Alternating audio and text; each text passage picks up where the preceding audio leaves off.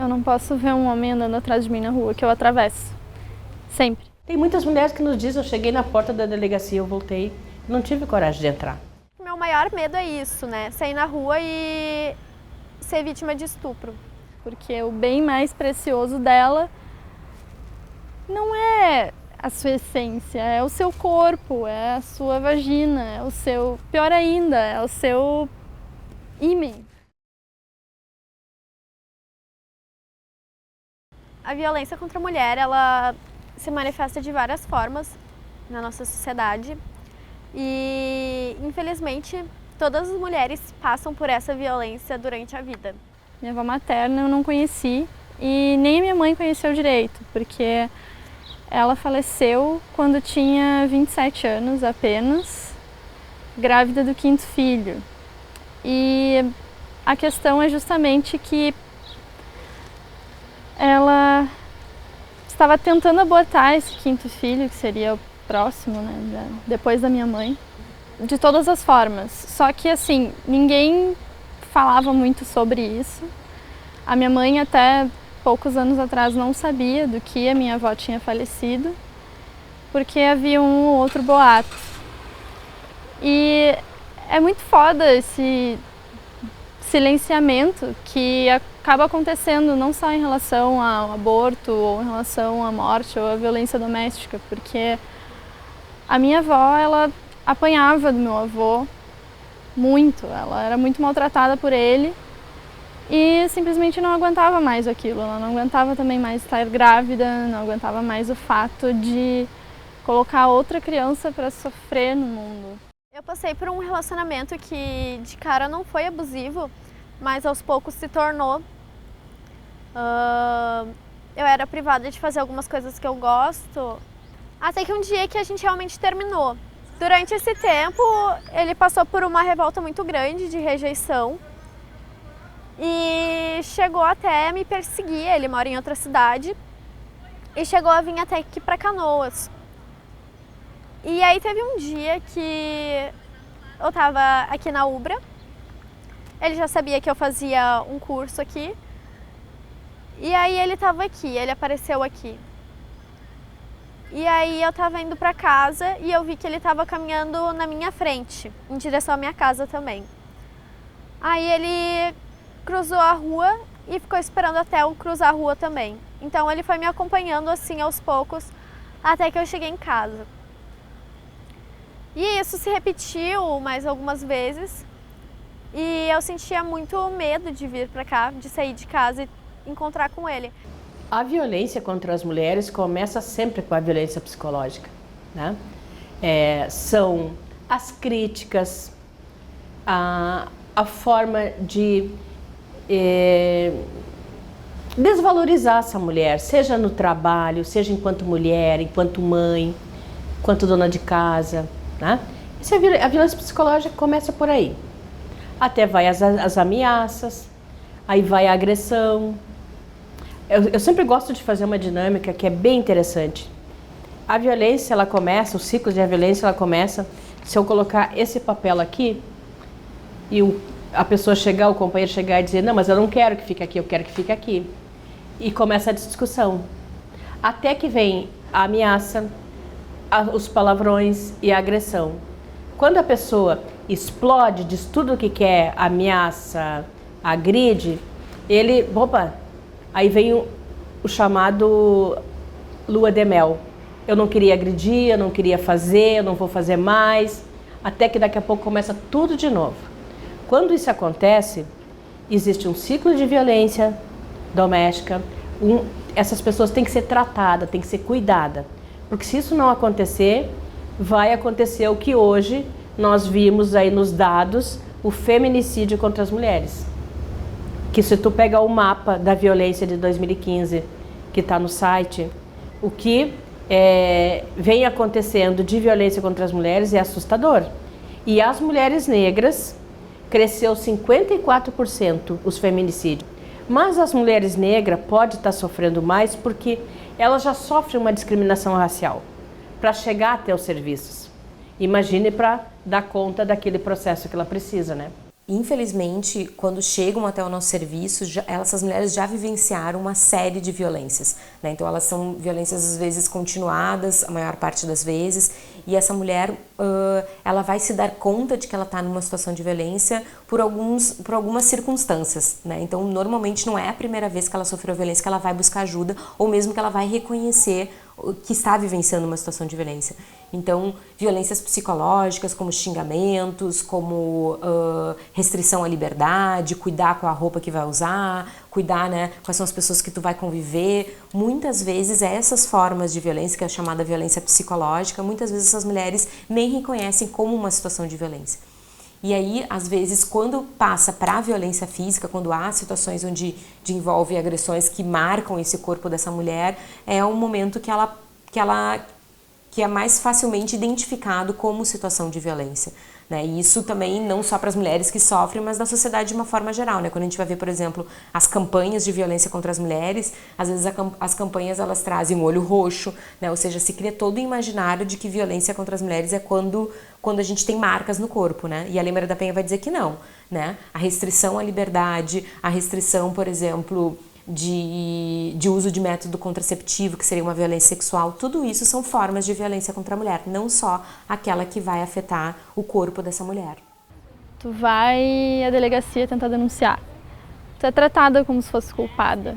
Eu já li vários relatos de meninas que tentaram denunciar e foram tratadas que nem lixo.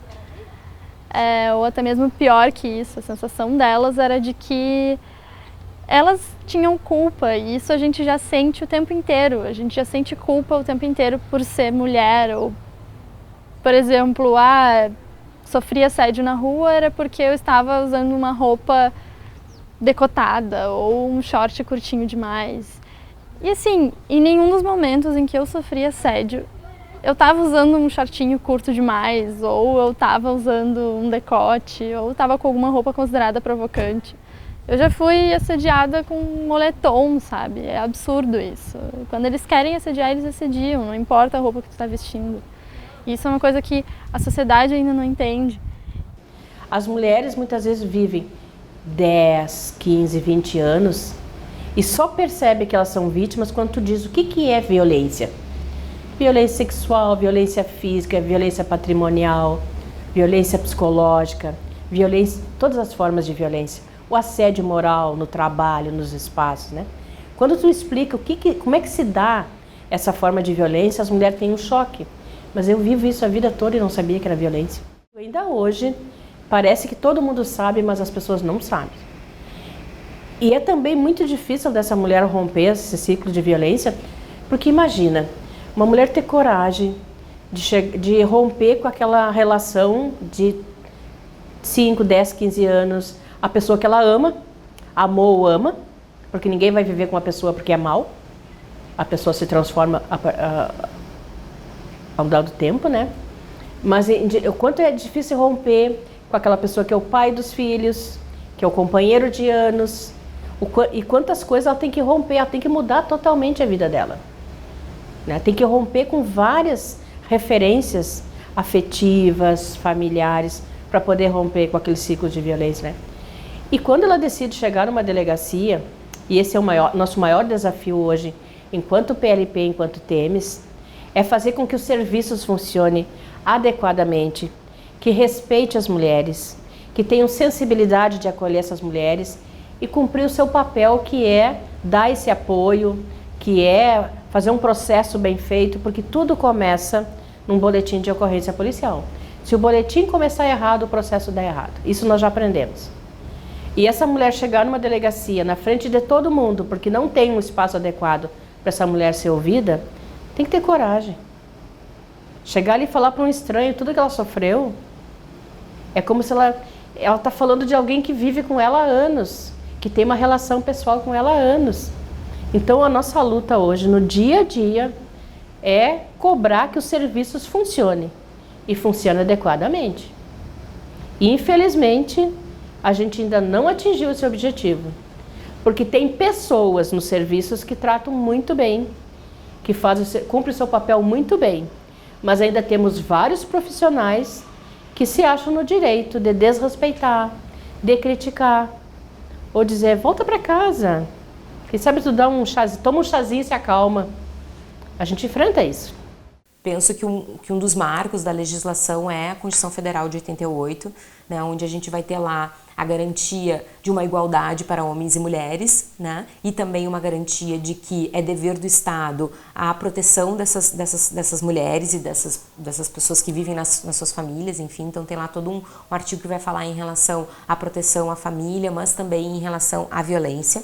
Então acho que é um marco bem importante. E depois, claro, em 2006 com a Lei Maria da Penha, né, que é onde vai se trabalhar, ela é fruto de toda uma discussão em nível internacional, em termos das convenções internacionais que falavam da importância de se ter legislações específicas para o fim da violência contra as mulheres, mas ela não trabalha com todas as formas de violência contra as mulheres, né? A Lei Maria da Penha, ela vai focar naquela violência doméstica e familiar contra a mulher. Hoje no Brasil a gente vive um extremo retrocesso, né, em todas aquelas conquistas que a gente garantiu em termos de direito às mulheres, né, a licença maternidade, a questão da diferenciação no mercado de trabalho, enfim, em relação quando as mulheres estão grávidas, por exemplo.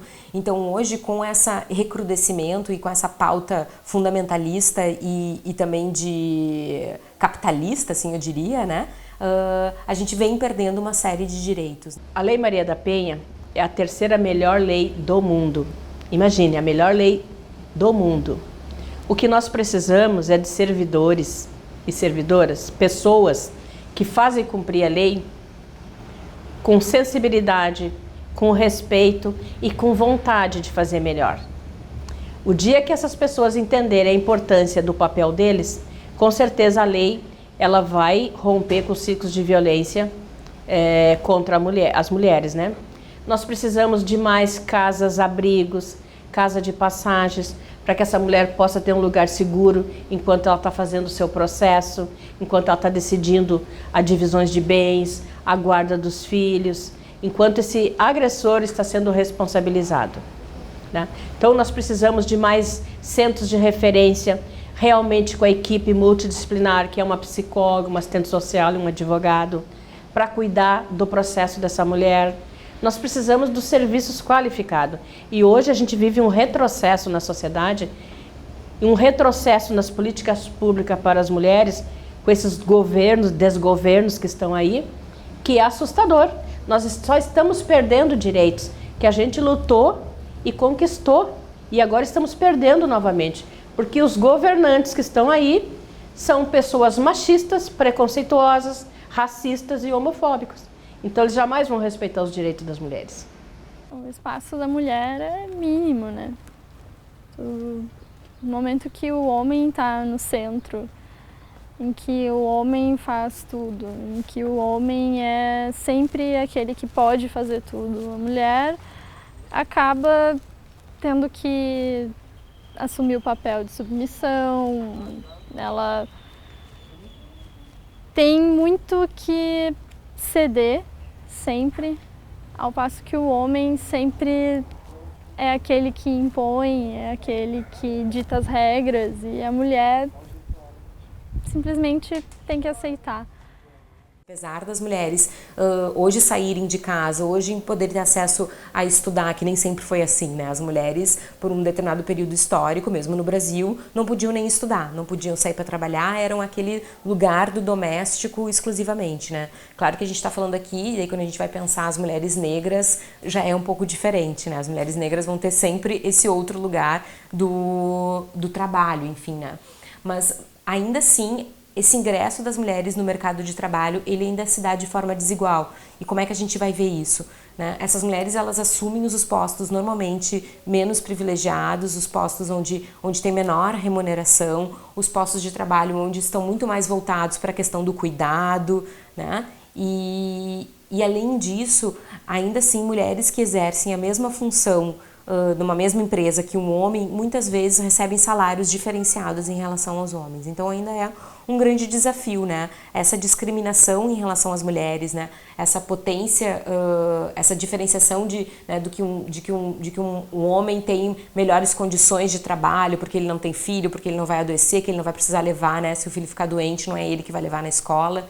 Então toda essa discriminação e ainda essas diferenciações em termos de papéis sociais na nossa sociedade vai influenciar e vai estar presente também no mercado de trabalho. Então a gente reconhece isso também no mercado de trabalho. E além disso, para além dessas questões das diferenças salariais, nos postos, né, diferenciados, enfim, a gente ainda vai ver o quanto que dentro desse mercado de trabalho as mulheres sofrem uma série de situações de violência em relação, né, assédio sexual, assédio moral no trabalho. Então ainda tem toda essa questão ainda pelo fato de ser mulher e ainda serem violentadas em relação, né, de que acha que, né, uma estagiária, porque é um homem que tem mais poder, de que estaria ali disponível sexualmente para esse homem. Nós mulheres ainda vivemos uma desigualdade social, né? Em todos os sentidos, econômico, cultural, social, né? E a mulher tem os mesmos direitos porque ela fez uma faculdade, ela fez um curso, ela se profissionalizou igual ao homem. Mas como a gente vive numa sociedade preconceituosa, machista, a gente ainda está longe de adquirir esses direitos. A gente sempre diz assim, às vezes tu ouve assim um filho, um companheiro dizer, eu vou ajudar a fulana. Não, tu não vai ajudar, tu vai fazer a tua parte.